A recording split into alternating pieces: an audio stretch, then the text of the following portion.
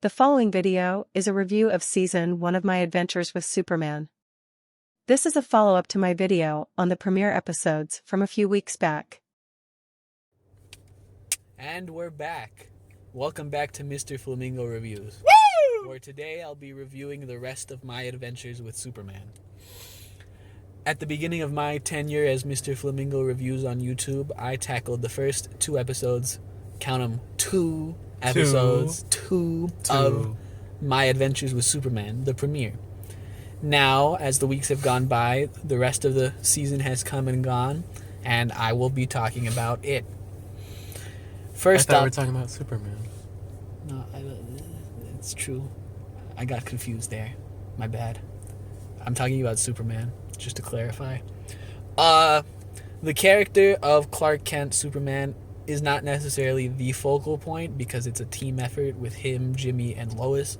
But focusing on him first, you watch as Clark starts off the season in the premiere episodes as a little unsure of himself and a little enclosed.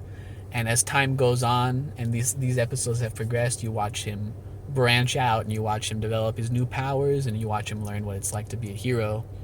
And for the start of like a series, for a season 1, Clark's arc of going from uncertainty to knowing what he has to be and getting to know himself, because his whole aspect here has been learning about himself and learning where he comes from. It's been fun to watch, and I think that Jack Quaid does a fine job as Clark Kent and Superman. Really fun stuff. As for Lois Lane, you watch her as she pursues her dreams and she pursues her goal of figuring out who Superman is. But what this show does differently from other iterations of Superman is that it doesn't take Lois Lane years to figure out that Clark is Superman. Lois figures out by around like episode 4 or 5 of this season that Clark Kent is the Man of Steel and that Clark has been lying to her. And what's been nice about her journey is she's learned that sometimes, even though journalistic integrity is important, her friends and the people she loves are more important than that. So she learns to put people ahead of her goals, but she also learns that her dreams are possible, coming at the back end of the season when she's finally promoted to like an entry-level journalist. I've seen many comparisons about Lois Lane, Superman, and Invincible, and Amber, I think is her name. What's her name? There's Amber and there's Adam Eve. Who you talking Amber, about? yes, Amber. How is that a fair comparison? I don't know. I've seen that, and having also watched Invincible, I can say that the way that Amber presents herself is way different from the way that Lois presents herself. Lois is outgoing, and sure, there's the confrontation about lying, and it's a back and forth thing because Lois herself did lie in the first couple of episodes to Clark about certain things, but that was before their budding romance really blossomed somewhere. As for Amber, Amber's issues came more from Invincible's actions while actively being a hero, because him actively being a hero interfered with his life with Amber trying to date her. Superman always did his best to keep his issues with trying to get with Lois and being Superman totally separate. And the problem with Invincible, actually, now that I'm talking about it, I think I understand where the comparisons come from. Invincible's entire season focuses on those issues, while it's about halfway through that in My Adventures with Superman, they get past that problem. There's no continuously dwelling on that problem. Back on Superman, though. Well, I mean, it's not too bad. We got to talk about a little bit of the like controversies and stuff. I've never done that on here, granted, except for the news. Check out the news. I tried it. But moving on, in terms of Jimmy Olsen's character, Jimmy Olsen is probably the weakest part of the show. I won't lie to you. And as the season went on, he mostly just did not get to accomplish much. He wanted to expand his epic YouTube career just like Mr. Flamingo Reviews. He's just like you for real. Except he sold his content channel and made a lot of money. I have not yet. So he is not like me for real. We are looking for one day potential buyers. One day. But anywho, let's move on to the overall story. More credible than More credible than Rotten Tomatoes. Tomatoes, officially.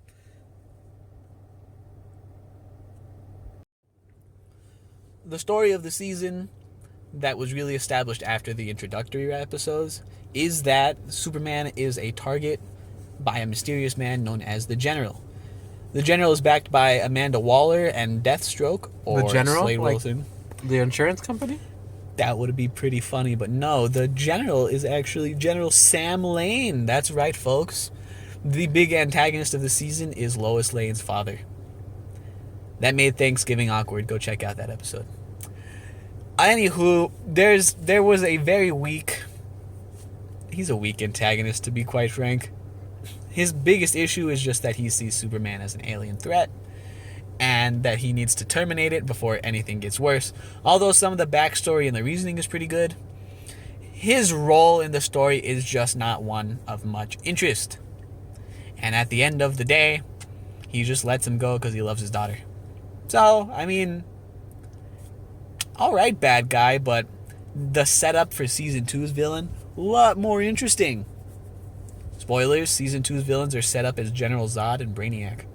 It's like going from 0 to 100.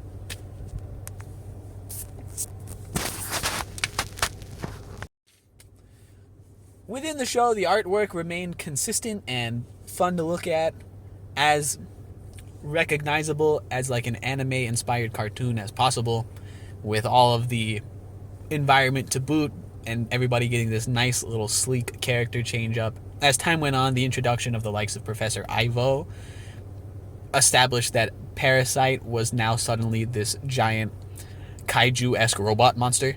I love kaijus. I know you do. Godzilla versus the Justice League and They King Kong. they give a... Oh, that's right. There's going to be Godzilla versus King Kong versus Justice League. But they give, like, Kryptonians, like, these new war suits, which is a very fascinating, like, change. And I know that Man of Steel and other depictions of Superman had them in these armors, but I'm talking literal war suits. When they show off General Zod, unrecognizable, except for his famous line that they will kneel. But artistry-wise, I mean, everybody can say what they want because it won't be for everyone. But personally, the change in depictions, like Mr. Mxyzptlk being an actual elf-like deity for his fifth-dimensional imp instead of just a bald guy, was fun. It was different. But then, of course, there's the justifiable issues, like people's issues with Deathstroke, who does not look like anything resembling his comic book counterpart. He looks very youthful and very strange, quite honestly. But it's fun because, like, it might not be for everybody, but it is a nice, environmentally different and just visually different piece of art. Metropolis is pretty. Smallville looks nice. Everything is pleasant to look at. It's just not something everybody would like.